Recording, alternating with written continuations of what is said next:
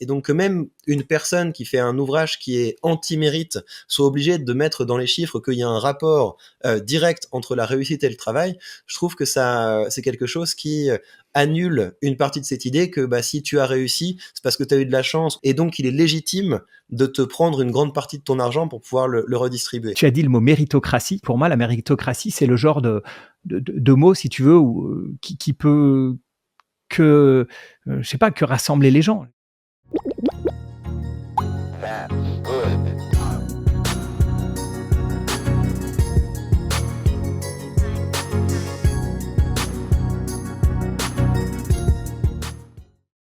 Cette vidéo participe du Grève Event, une initiative qui rassemble militants, journalistes et streamers pour soutenir les caisses de grève. Je vous mettrai des liens en description à ce sujet, et je vous souhaite une bonne vidéo. Salut tout le monde. Alors il y en a peut-être parmi vous que ça va saouler qu'on reparle de ça, parce que c'est un peu une obsession personnelle, mais on va de nouveau réfléchir sur cette chaîne à la question du mérite, parce que comme vous l'avez vu dans l'intro, Victor Ferry continue, malgré les arguments que je lui avais donnés, à défendre la même vision un peu rigide de la méritocratie qu'il avait à l'époque de nos échanges précédents. Alors juste, avant de commencer, je tiens à faire une précision importante, je ne suis pas d'accord avec Victor sur ce point, mais c'est quelqu'un avec qui on peut discuter de manière polie et construite, et ça c'est infiniment plus respectable à mon sens qu'un autre type de posture qu'on peut trouver sur internet, si vous voyez ce que je veux dire. En plus de ça, Victor est aussi quelqu'un, je trouve, d'assez intéressant et pertinent, notamment quand il parle de rhétorique, qui est son domaine d'expertise. Donc voilà, je veux pas que ça tourne au combat de coq, et c'est pour ça que je dis ça. Donc en ce qui concerne par contre la notion de mérite, vous l'aurez compris, je suis pas du tout d'accord avec Victor, et je lui ai déjà présenté un certain nombre d'arguments, auxquels il a pas toujours répondu d'ailleurs, mais malgré ça, il persiste à dire des choses qui sont très clairement réfutables, et donc une nouvelle fois, c'est ça qu'on va faire aujourd'hui. Cette vision de l'histoire, c'est exactement celle qu'on m'enseignait à l'école. Il y a une lutte des classes entre des gens qui ont le pouvoir et ont l'argent pour de mauvaises raisons, et le monde serait meilleur si on était capable de récupérer un petit peu d'argent de ces riches. Alors pour info, ces séquences récentes de Victor, elles viennent de sa 3e chaîne qui s'appelle Victor Ferry Business and News. Si vous connaissez pas du tout le personnage, Victor Ferry, c'est avant tout quelqu'un qui parle sur sa chaîne principale à 400 000 abonnés quand même de rhétorique, et en l'occurrence donc ces extraits sont tirés d'une vidéo sobrement intitulée « On termine Thomas Piketty », avec Xavier Delmas. Alors je connaissais pas Xavier Delmas, qui accompagne Victor dans le podcast dont est tirée cette vidéo, mais un rapide passage sur sa page LinkedIn m'ont confirmé que, comme souvent, les défenseurs de la méritocratie sont aussi les bénéficiaires du système en place. Et à ce sujet, avant de voir si Victor et Xavier ont terminé Piketty, il me semblait important justement de vous lire un premier extrait du dernier ouvrage de notre Thomas national, donc Capital et idéologie, qui souligne un peu ce que je viens de dire. C'est d'ailleurs au tout début du bouquin, dans l'intro. Je cite. De fait, la montée des inégalités socio-économiques s'observe dans presque toutes les régions du monde depuis les années 80-90. Dans certains cas, elle a pris des proportions tellement massives qu'il devient de plus en plus difficile de les justifier au nom de l'intérêt général. Il existe en outre un peu partout un gouffre béant entre les proclamations méritocratiques officielles et les réalités auxquelles font face les classes défavorisées en termes d'accès à l'éducation et à la richesse. Le discours méritocratique et entrepreneurial apparaît bien souvent comme une façon commode pour les gagnants du système économique actuel de justifier n'importe quel niveau d'inégalité sans même avoir à les examiner et de stigmatiser les perdants pour leur manque de mérite, de vertu et de diligence.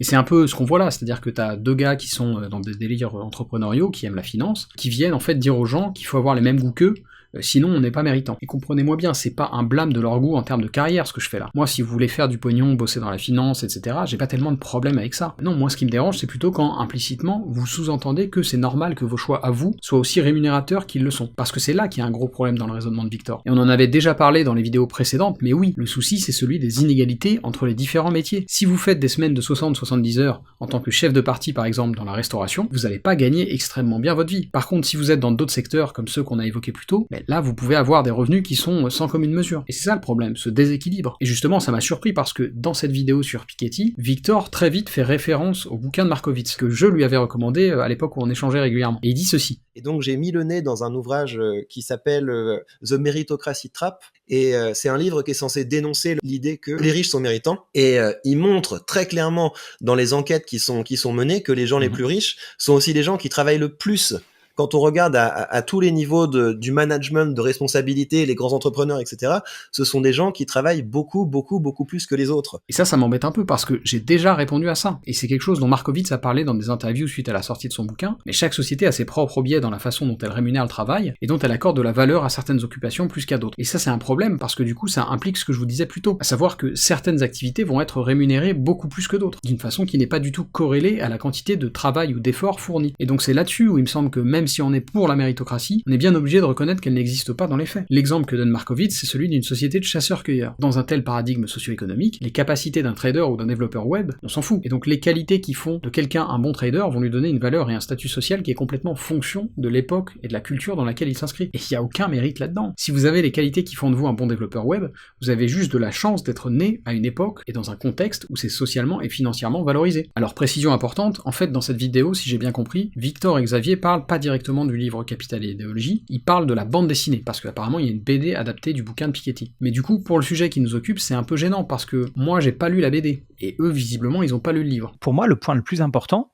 et je suis surpris qu'ils ne le mentionnent jamais, c'est que les riches d'aujourd'hui n'ont rien à voir avec les riches d'avant 1900 qui avaient purement hérité. Parce que ça, c'est peut-être vrai dans la BD, mais c'est absolument pas vrai dans le livre. Et justement, je vous ai lu un premier passage de l'intro de Capital et idéologie tout à l'heure, et je voulais vous lire un autre extrait qui intervient beaucoup plus tard. Parce que si, bien sûr, Piketty différencie les riches d'aujourd'hui de ceux du passé. Il y a même toute une partie dans le chapitre 13 qui est dédiée à ça. Je vous en cite un extrait. L'idéologie néopropriétariste qui s'est développée à la fin du XXe siècle et au début du XXIe siècle est plus complexe qu'un simple retour au propriétarisme du XIXe siècle et du début du XXe siècle. Elle est notamment liée à une idéologie méritocratique exacerbée. De façon générale, le discours méritocratique vise à glorifier les gagnants et à stigmatiser les perdants du système économique pour leur manque supposé de mérite, de vertu et de diligence. Il s'agit naturellement d'une idéologie ancienne à laquelle toutes les élites ont eu recours d'une façon ou d'une autre pour justifier leur position sous toutes les latitudes. Cette culpabilisation des plus pauvres a toutefois pris une ampleur croissante au fil de l'histoire et constitue l'un des principaux traits distinctifs du régime inégalitaire actuel. Et justement, tout l'objectif de Capital et idéologie, c'est de porter cette réflexion sur comment on accède à une position socio-économique privilégiée selon les époques, et surtout comment on le justifie. Ils viennent de familles évidemment aisées, mais ils viennent pas de familles de milliardaires. Toute leur richesse a été créée de zéro. En fait, Bill Gates, etc., on peut tous les mettre dans le lot. Et je comprends pas que à un moment, il n'explique pas que ce sont des richesses qui ont été créées de manière complètement différente, qui sont détenues par des gens complètement différents, même des gens qui, parfois, pas tous, mais sont prêts à redistribuer énormément. On le voit avec Bill Gates, avec sa fondation, etc. Alors, premier point, non.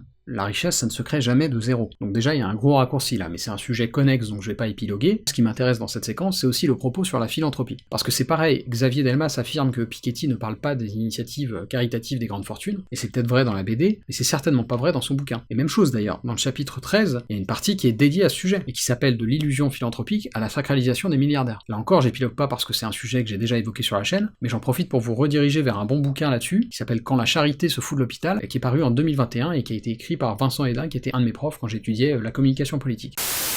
Pour moi, la méritocratie, c'est le genre de mot, si tu veux, qui peut que rassembler les gens. Qui peut dire qu'on va pas donner un peu plus aux plus méritants? Pour moi, ça paraît une évidence, en fait. Ça. Et lui, il dit, alors il faut que je retrouve ce que j'ai noté, il dit « La méritocratie a été inventée par la classe dominante pour le rester ».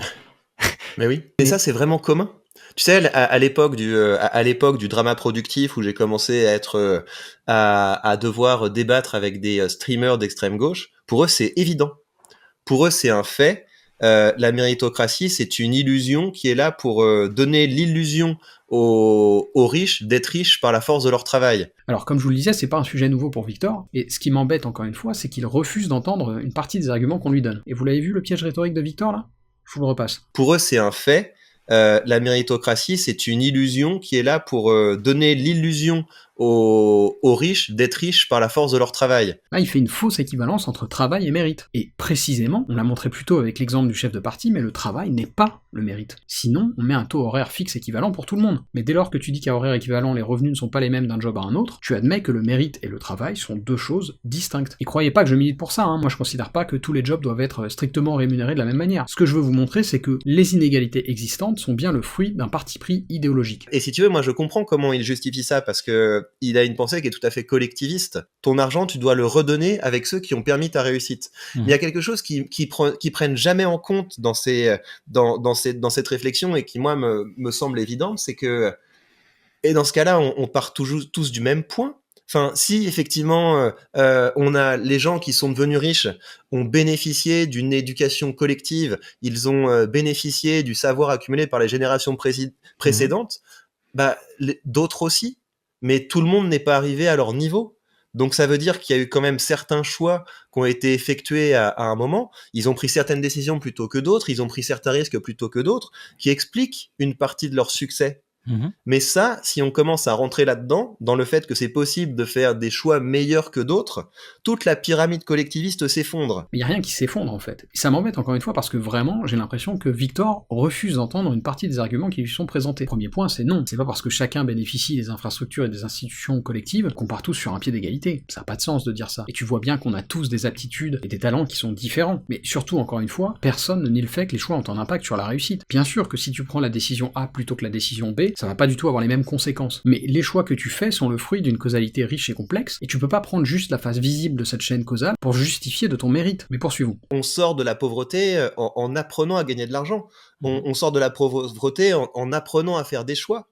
Et tu donnes 100 000 euros à quelqu'un qui a appris à gagner de l'argent, bah ouais, son argent, il va le faire fructifier, il va être capable d'en faire quelque chose qui va être productif.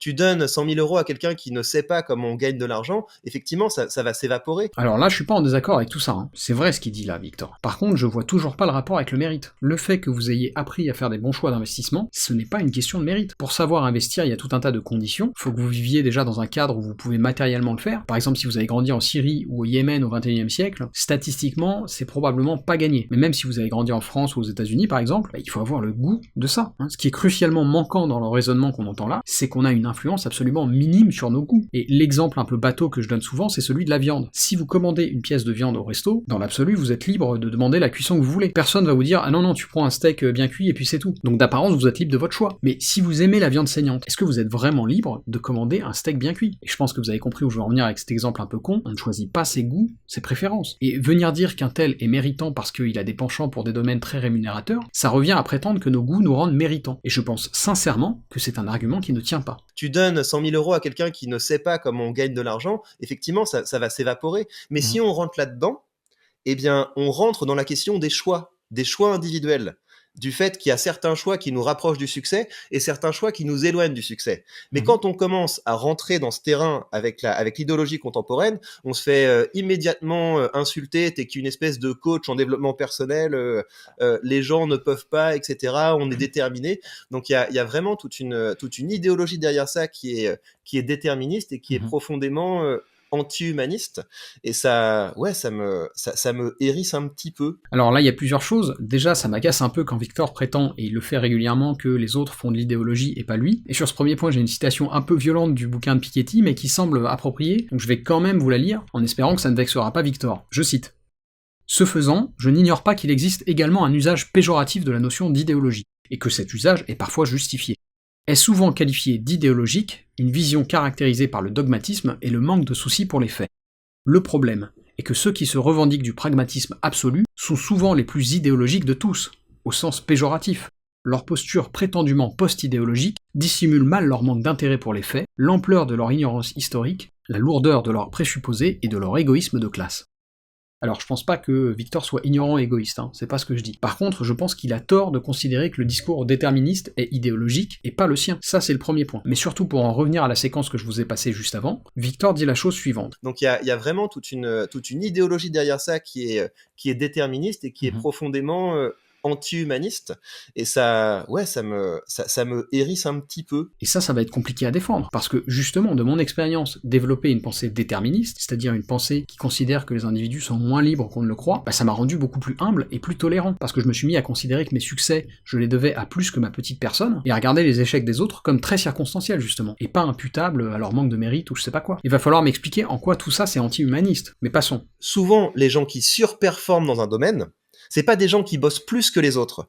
C'est des gens qui ont peut-être certaines facilités, une capacité à avoir des résultats exceptionnels en mettant des efforts qui sont dans la moyenne. Et pour moi, on réussit notre vie quand on se confronte dans différents domaines à ça. On va tester le sport, et puis on va voir que dans le sport, il y a quelqu'un qui est capable de courir beaucoup plus vite que nous. On va tester les études, et puis on va se rendre compte que dans les études, il y a une espèce d'extraterrestre qui a 18 sur 20, alors que quand on bosse comme un malade, on va atteindre 12 sur 20. Et un jour, on tombe sur ce domaine où, alors que on bosse pas plus que les autres, on a des performances qui sont bien meilleures que les autres. Tout le monde a ça.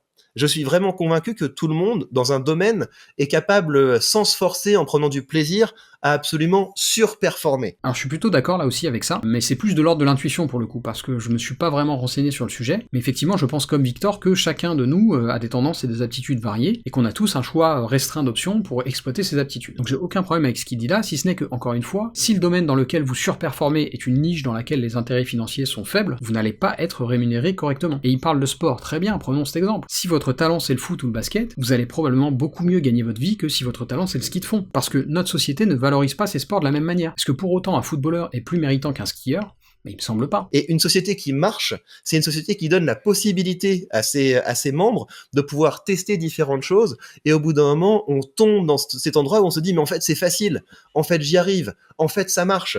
Mais pour qu'on en arrive à là, il faut pas qu'on nous dise, en fait, c'est mal.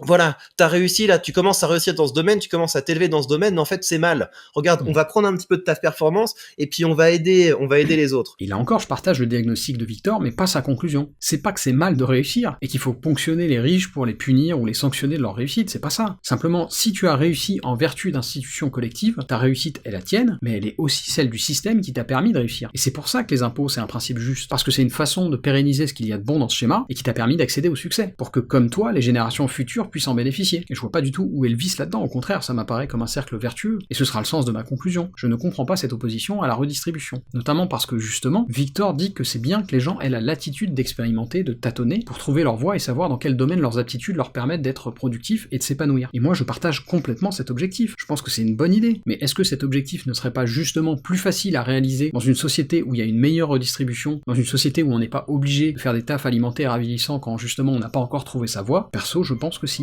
À la semaine prochaine.